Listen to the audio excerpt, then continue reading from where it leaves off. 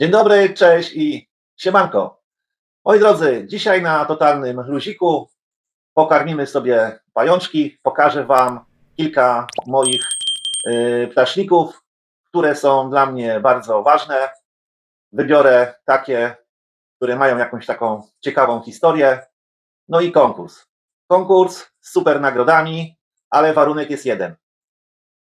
Pytanie konkursowe będzie takie, że powinniście obejrzeć bardzo dokładnie cały materiał, żebyście wiedzieli, o co chodzi, co będzie w tym konkursie, jak to wszystko będzie wyglądało. Także oglądajcie dokładnie, zaczynamy film i zaraz ogłoszę konkurs.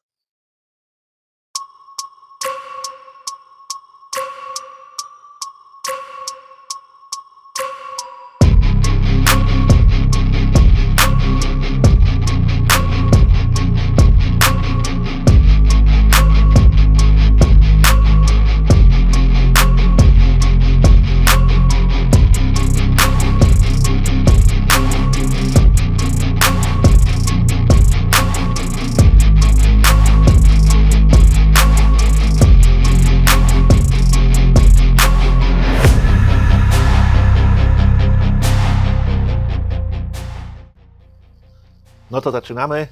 Przegląd mojej hodowli. Najpierw nakarmimy. Oczywiście zjadła, znaczy złapała. I o co chodzi z tym pajączkiem? Jest to jeden z moich pająków najważniejszych, powiedzmy najcenniejszych, ponieważ przyjechał do mnie z Meksyku. Tak, dokładnie z Meksyku. Nie został tam schwytany na wolności, ponieważ też, tak jak w Polsce, w Meksyku są hodowle, z których można sobie zakupić pajączki. I tak właśnie wygląda, można powiedzieć, czysto gatunkowy pajączek Brachypelma boumei. Taką ciekawostką jest to, że według dokumentów przewozowych CITES-a przyjechał do Polski i gdzieś był przetrzymywany, ponieważ 2 miesiące spędził, nie wiem dokładnie gdzie, tak się bardzo nie interesowałem tym, ale spędził 2 miesiące gdzieś na kwarantannie, czy coś w tym rodzaju. W lipcu wyjechał z Meksyku, a papiery w Warszawie zostały wypisane po 2 miesiącach, czyli odebrano te pająki. Po 2 miesiącach jestem ciekaw, czy ktoś się karmił, nimi się opiekował, no ale tego pewnie nigdy się nie dowiem. Tutaj mamy pajączka z tej samej dostawy, z tego samego transportu. Też jest według mnie troszeczkę inny od tych europejskich. Dopiero teraz zaczął się wybarwiać. Mają takie bardziej pomarańczowe te kolana, tak można powiedzieć po męsku, niż czerwone, ale widzę, że karapaks się zmienia, kolanka się zmieniają. No i mam nadzieję, że za kilka lat zobaczymy, jak dorosłe osobniki będą wyglądać. Z tego, co orientuję się, Brachypelmy auratum są troszeczkę dwie różne odmiany, ponieważ jedne mieszkają po jednej stronie rzeki, a drugie po drugiej. Nie wiem nic tam dokładnie, jak to wszystko jest z tymi pająkami, no ale tak kiedyś coś tam gdzieś przeczytałem, gdzieś coś słyszałem, także wygląda to tak. Też słyszałem, że one się troszeczkę między sobą różnią, no ale no, nie zagłębiałem się w ten temat. Może kiedyś będzie trochę więcej czasu, jak będę na emeryturze, to zajmę się tym tematem.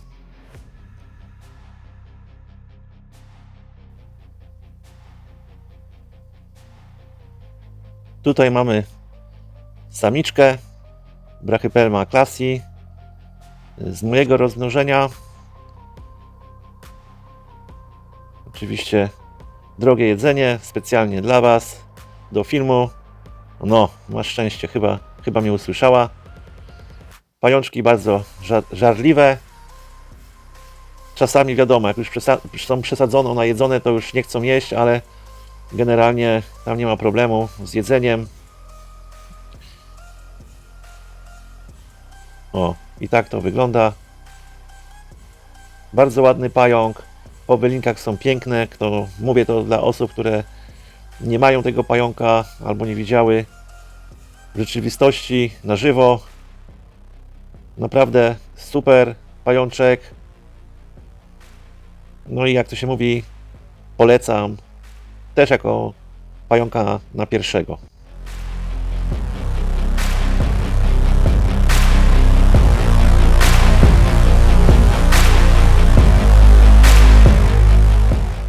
Tego pajączka chyba nie trzeba nikomu przedstawiać. Prawdopodobnie wystąpił w filmie Kevin sam w domu, tylko oczywiście bez tego blue. Jedni, właśnie tu są zdania podzielone, jedni uważają, że nie ma czegoś takiego jak blue, drudzy mówią, że jest. Ja tego pająka, przed tym kupiłem od niemieckiego hodowcy L1, też był z blue. Wyrósł mi na dorosłego samca i faktycznie był taki niebieski, coś podobnego do chromki, nie tak mocno, ale no tak jak to się mówi po męsku, używając kolorów, też był niebieski i jak już sprzedałem dorosłego samca, trafiło się znowu u tego hodowcy niemieckiego rozmnożenie, kupiłem tak samo L1, no i tym razem mam samiczkę. Też tutaj nie ma żadnego problemu z karmieniem. Często są wylinki. Pajączek ma jakieś takie już 5 DC. No i niedługo będzie musiał trafić już do terrarium. Nie wiem, czy to kiedykolwiek rozmnożę, czy się będę próbował, bo nie ma takich pajączków, żeby w takich ilościach, żeby sobie kupić tam jakiegoś samczyka czy coś. No ale na razie coś takiego będę sobie trzymał i zobaczymy, jak urośnie, jak to będzie wyglądało. Czy faktycznie będzie taka niebieska jak ten samczyk, którego miałem wcześniej przed tą samiczką.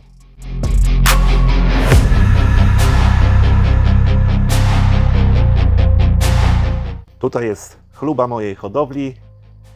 Pajączek, który dostałem go w prezencie od Wojtka z Venomonus Art.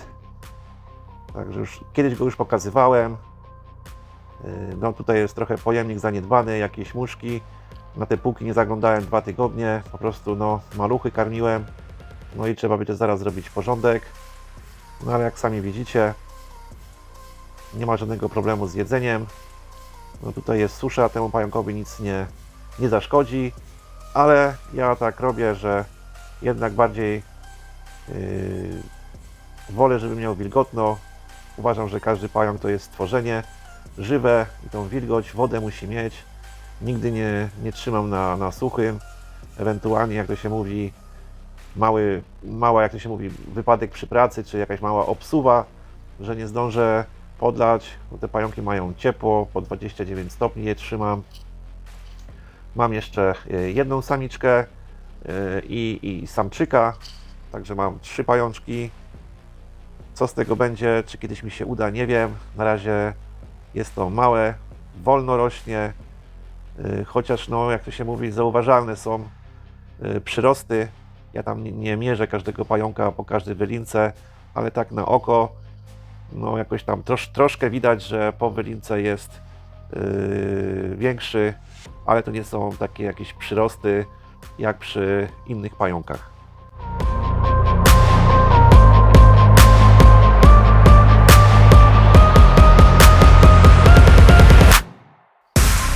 Tu też mamy pajączka z tej samej dostawy z Meksyku.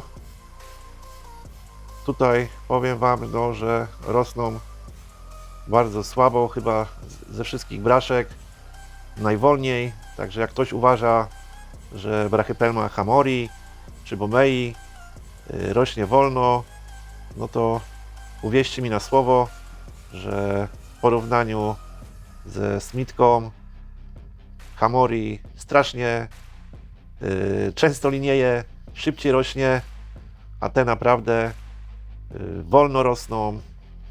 Zobaczymy, co z tego będzie. Też jest dla mnie bardzo ważny ten pająk. Mam 5 samiczek, 5 samców. Oczywiście samców nie dogrzewam.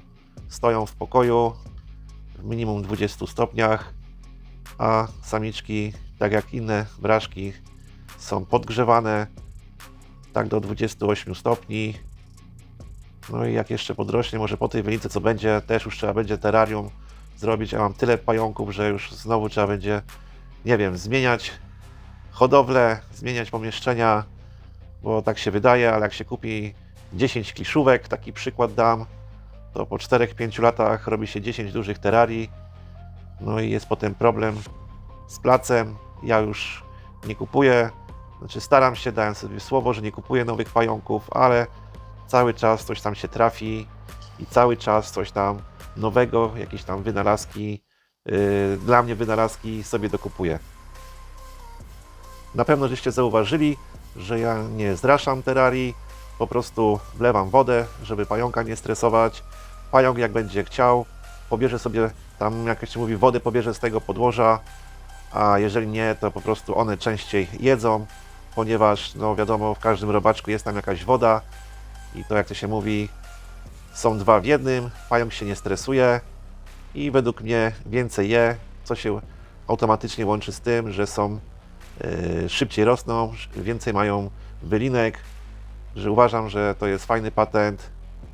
To jest samiczka z mojego rozmnożenia, jednego z pierwszych, to był chyba mój drugi kokon, pierwszy to była, z tego co ja pamiętam, szkoda, że tego nie zapisywałem sobie na pamiątkę, wiem, że Hamori był pierwszym kokonem, a drugim chyba był właśnie Auratum i to jest samiczka, która została, ja sobie zawsze zostawiam tam gdzieś około 100 sztuk, potem 50 sprzedaję, a potem z tych 50 sobie wybieram, także w sumie generalnie zostaje po 10 samiczek, 20 samców z kokonu, no i to już tak zostaje na stałe.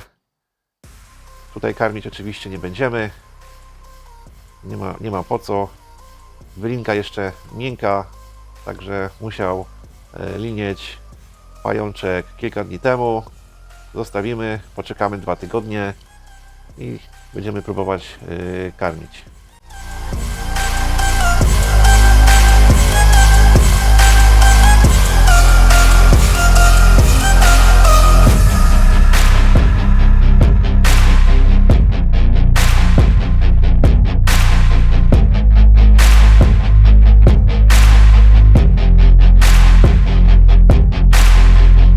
Tutaj mamy kolejnego pająka, też tego samego transportu. Jest to samiczka, ale troszeczkę mniejsza od tamtej, co żeście wcześniej widzieli. Ja je wszystkie kupiłem jako L1. Czy były L1, czy nie, nie mam pojęcia, ale naprawdę były malutkie i jakoś tak mi szczęście dało, że w sumie z każdych, których kupiłem, miałem połowę samic, połowę samców, lub ja chyba kupowałem po 20 sztuk, także to tam było jakieś, raz było 10/10, raz było 12/8, ale tak generalnie można powiedzieć, że wyszło pół na pół, także super. Bałem się, żeby to nie były same samce, ale to są pająki, które już zostaną u mnie na zawsze. Postaram się, żeby te samce dorosły wolniej, żeby dopuścić, i to jest mój plan na przyszłość, żeby takie czysto gatunkowe pajączki dopuścić, no i spróbować, czy może da radę uzyskać kokon.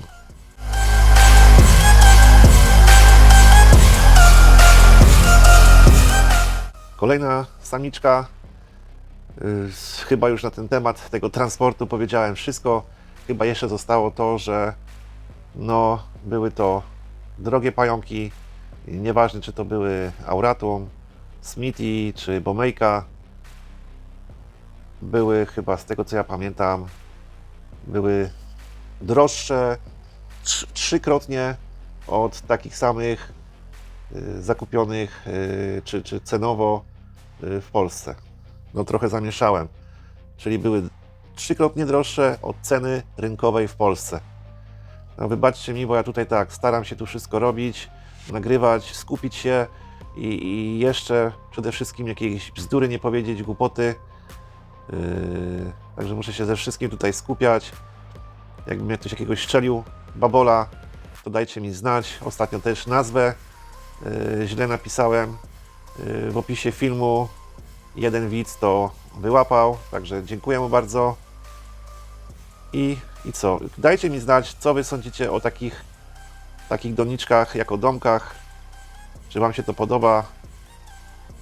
Ja uważam, że to jest higieniczne. Jak jest brudna, to się nie wyrzuca. Po prostu się umyje pod ciepłą wodą. I jest nówka, sztuka niechodzona. To jest chyba największa z tych wszystkich samiczek, jaką mam z tego transportu. No i jestem ciekaw, czy tak samo jak będą dorosłe, Carapax będzie im robi się jaśniejszy, jak tym, jak to się mówi, europejskim smitkom. Wszystko przede mną. Pożyją, uwidią.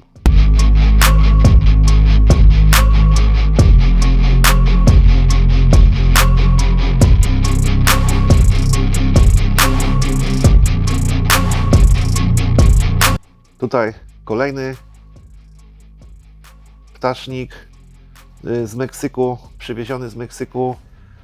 Ja się nie uważam za jakiegoś nie wiadomo jakiego znawcę tematu, ale jak to się mówi, już przerobiłem tyle tych pająków z braszek i naprawdę uwierzcie mi na słowo, że te pająki według mnie mają inne kolory, odcienie tych kolorów, bo jeżeli sobie postawię jeden przy drugim, jak to się mówi w cudzysłowie, pająki z Europy, na tym przykładzie na przykład auratum, no różnią się, zobaczymy jak to będzie, jak już będą takie dorosłe, około 6-7 dc, jak to będzie wyglądało, ale na przykład na przykładzie tego pająka widać, że no ten czerwony nie jest taki czerwony, nie wiem od czego to zależy. Zobaczymy jak to będzie. Wiem, że te pająki się zmieniają, braszki się zmieniają, wszystkie czym większe to inaczej wyglądają. Dorosłe, stare Smithy na przykład już mają całe prawie białe, czy białe, takie żółte Carapaxy, a maluchy mają czarne z jasną obwódką i po jakimś czasie to się zmienia. Taka niby ciekawostka, no ale to trzeba mieć takie stare samice. Ja mam takie dwie, ja je kupiłem 10 lat temu jako stare dorosłe i do dzisiaj żyją. Niestety mam pełno samców. Co roku mówię, to już pewnie tym razem i te samce jednak nie chcą na adult wskoczyć. No zobaczymy jak to będzie, może im jakieś warunki pozmieniam. Jak to się mówi, wszystko przede mną. Mam czas, można działać.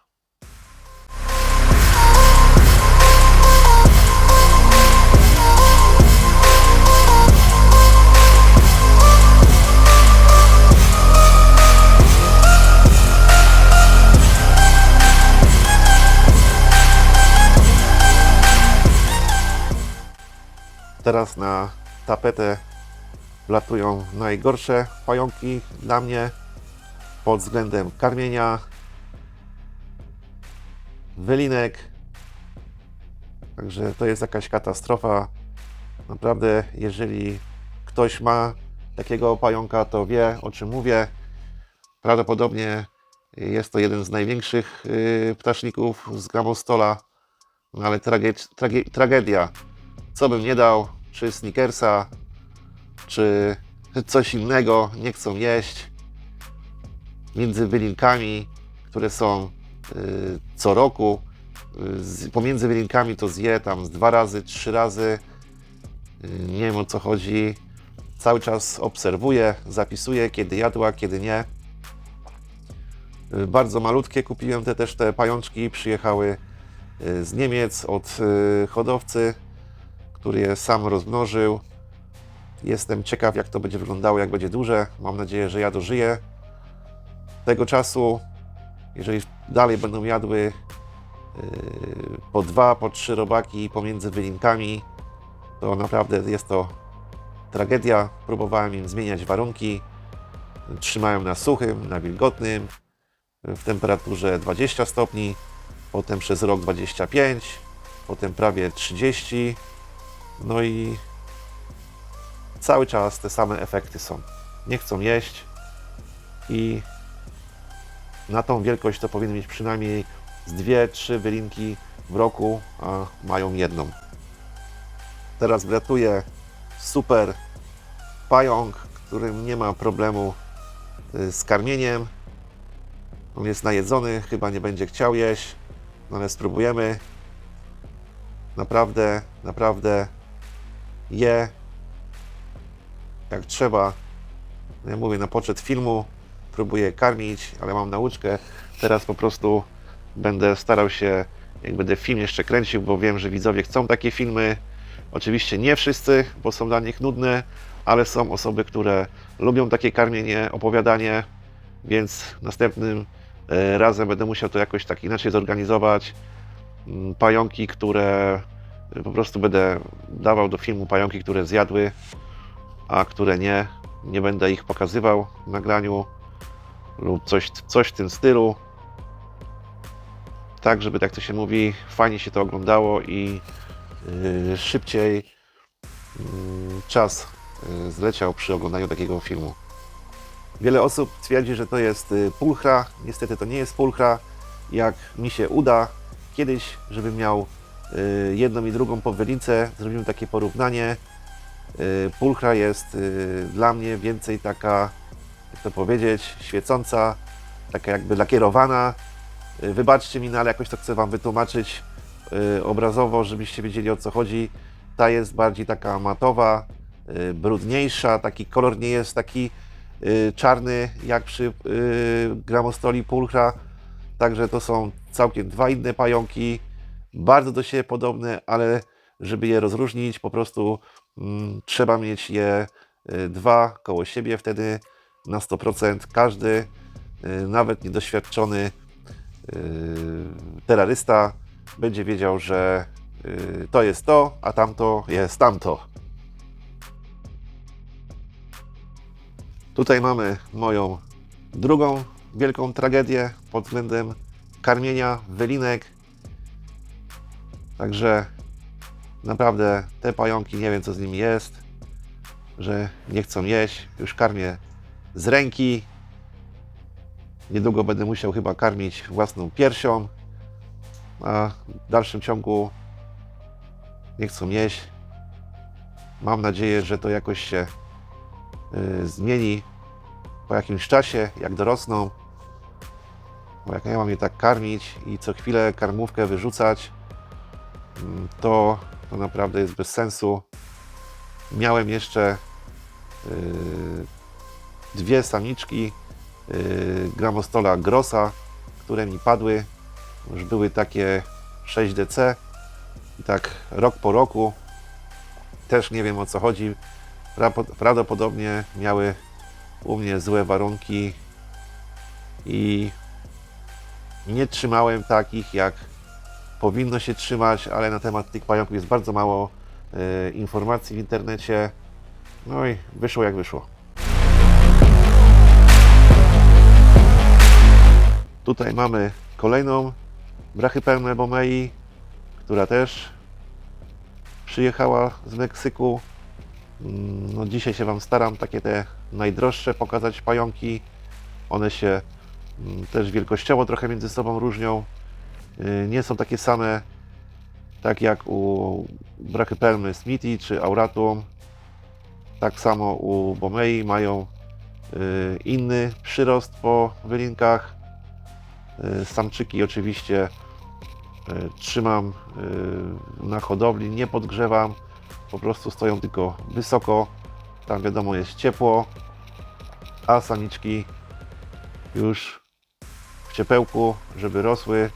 Po prostu nie mogę się doczekać, kiedy będą dorosłe i przekonamy się, czy Są takie same jak nasze, te europejskie, czy będą się różnić. Ta na przykład ma bardzo jasny ten trójkąt. Ja mam samiczki z czarnym trójkątem, z ciemniejszym trójkątem. Ta ma bardzo jasny. No i zobaczymy, co się stanie, jak już takie będzie miała 6-7 DC. Myślę, że to będzie za 2-3 lata. Wtedy już powiem, ocenię to, będę wiedział, jak to wszystko faktycznie wygląda.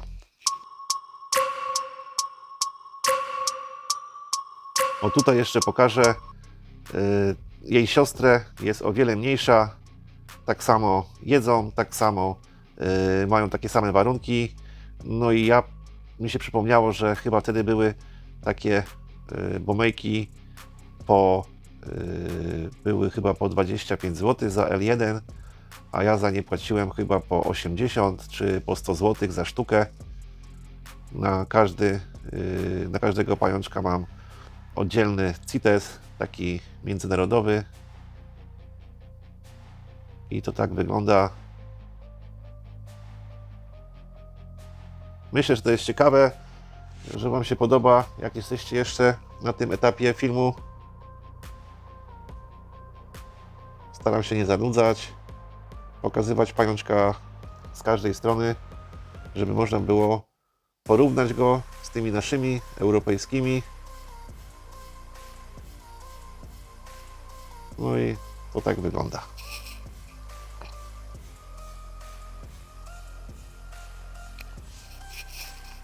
Kolejny piękny pająk, którego na początku bardzo chciałem mieć. Samiczki 10 lat temu były gdzieś po 500-600 zł. Dla mnie było to za dużo, żeby dać tyle za pająka. Po prostu uważałem, że ze swoim doświadczeniem trzeba uważać na te pająki i postanowiłem poczekać. Teraz mam kilka samiczek zakupionych, kilka samców.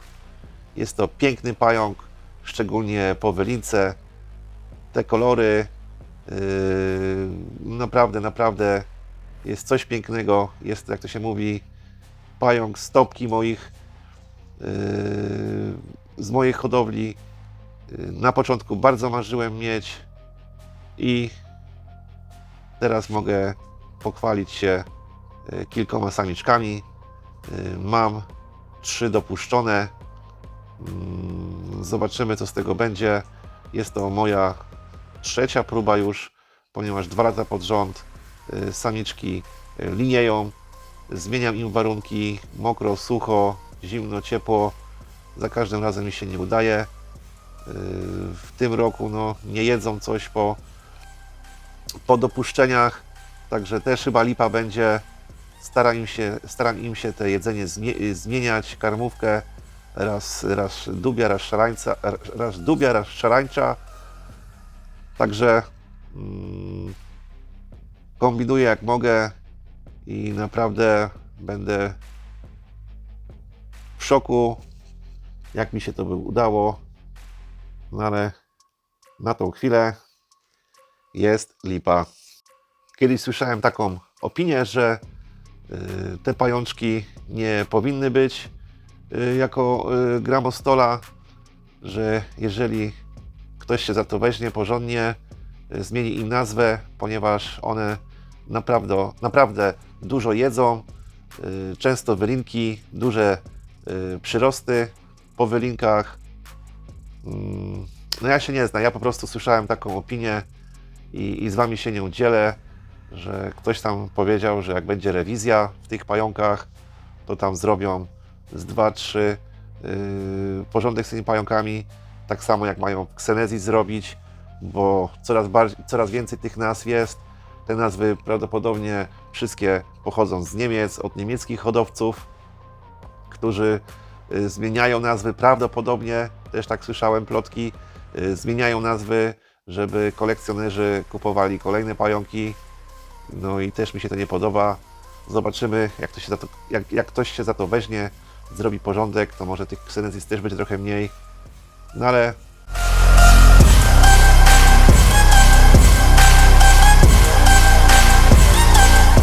tu też mamy pięknego pająka, oczywiście po wylince. Co chwilę zmieniana jest nazwa. Ja Wam powiem, że ja też tak na internecie nie siedzę, bo nie mam na to czasu, bo jest praca, są pająki. Nagrywam sobie te filmiki na YouTubie, prowadzę Facebooka, Instagram, a tutaj z nazwami jest coraz u tych gramostoli. Dla mnie jest coś no, nie do ogarnięcia. Pająk Rosea, na przykład Rosea Red już nie jest Red, tylko sama Rosea, że z tymi pająkami mam problem, albo tak mi czas szybko leci i uważam, że te nazwy są co chwilę zmieniane, albo już nie ogarniam. No ale co, trzeba się przyzwyczaić do nowych nazw, bo bez nowej nazwy, wiadomo, gdzieś pójść, to się nic nie ogarnie, nie dogada. Także trzeba być na bieżąco, staram się, na ile mi czas pozwala. Tutaj samczyk, kupiłem sobie samczyka, bo samicę mam już dorosłą. Zobaczcie, ten setę atakuje, to są pająki nie na żartę. Ile byś dał, dasz im 5 robaków, 10, wszystko wciągają. Ja no nie mam tak dużo pająków pod względem gatunkowym, ale te to są dla mnie mega. Myślałem, że Gienia jest takim połykaczem dla mnie jedzenia, ale te pająki to naprawdę robią robotę. Duże mają przyrosty, świetnie jedzą. Ewentualnie, no można powiedzieć, tylko nie jedzą wtedy, kiedy już szykują się do wylinki lub nie daje im się po wylince, ale tak przez cały okres od do naprawdę jedzą. Potężny pokarm, większy od nich, bo ja staram się dawać pokarm, który nie jest większy od pająka, od jego ciała, a tym to, co bym nie wrzucił, połykają, chwila, moment chcą następnego, chwila, moment już jest wylinka, także szybko rosną. No i jak ten samczyk wyrośnie, będę też starał się zrobić sobie takie hobbystyczne dopuszczanie, może z tego wyjdzie. Tutaj chciałem się pochwalić swoim prezentem, który otrzymałem na giełdzie w Poznaniu od kolegi, znajomego. No ale ten pajączek jest już przed samą wylinką. Prawdopodobnie odwłok taki choinkowy. To jest już jego ostatni. Jest to L6. Teraz będzie na L7 skakiwał. On już nie chce, ja próbuję, ale tylko dla Was, bo tak mówię, tak sobie zdrowie spróbuję dać przy Was, ale o, już on jest przed wylinką. Chwila, moment. Będziemy mieli pana czy panią w nowej sukieneczce. Jeszcze nie seksowałem, nie potrzebuję tego robić. Zobaczymy, co z tego będzie. Będzie samiec, będzie fajny film, będzie samica, będzie szukało samca.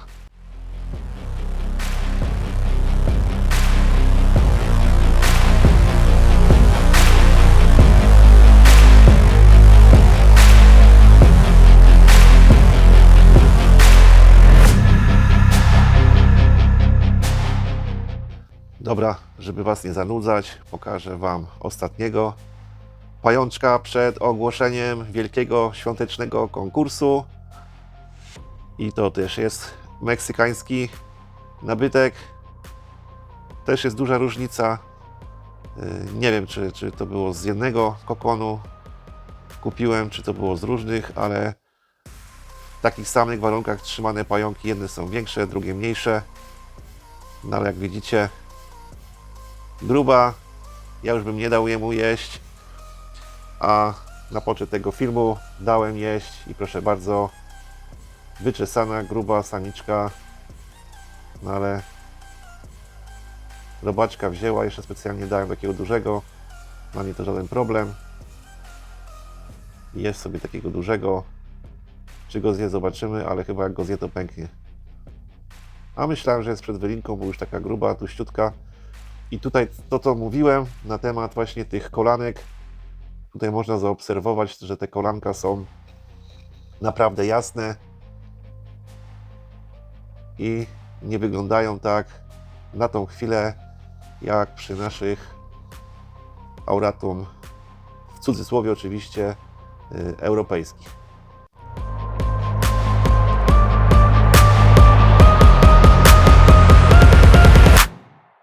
Dobra, moi drodzy, chyba wystarczy tego karmienia. Przechodzimy do konkursu. Do wygrania mam 3 ostatnie brachypelmy Bomei L2. Także są 3 do wygrania. Polecam do jednej osoby. Następnie, jeżeli ktoś będzie miał rozmiar L, koszulka, jak będzie miał taką ochotę, koszulka z Tall Spiders może do tej osoby polecieć. I jeszcze kubek. Z jednej strony jest Tall Spiders, z drugiej strony jest Brachypelma. Jeżeli ktoś będzie miał ochotę, do pakietu tych 3 pajączków mogę wysłać. Jeżeli będzie miał ktoś ochotę, mogę wysłać koszulkę używaną i kubek używany, albo kubek nowy i koszulkę nową.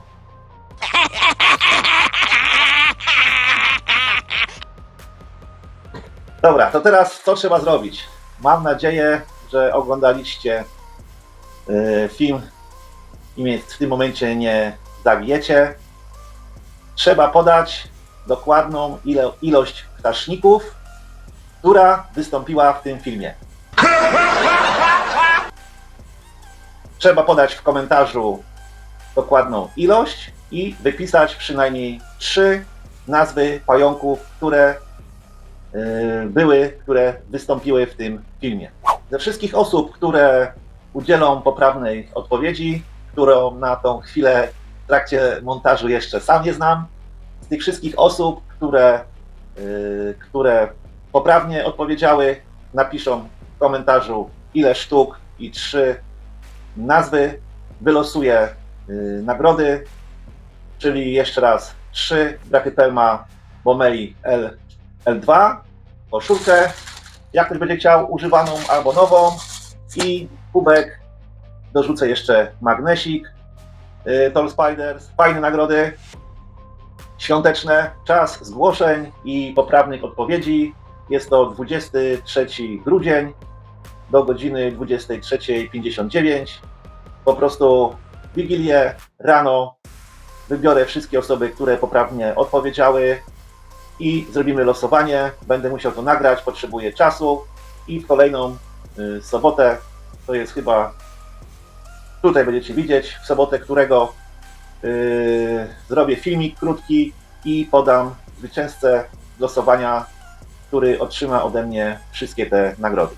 Moi drodzy, rzadko kiedy żebram, ale tym razem poproszę Was ze względu na święta i że jesteście ze mną, oglądacie mnie, dajcie łapkę w górę pod tym filmem i jakbyście mogli suba.